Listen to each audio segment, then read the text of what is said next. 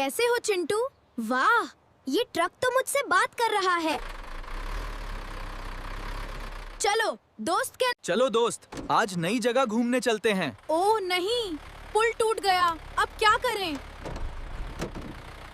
मिलकर काम करेंगे तो रास्ता बन जाएगा।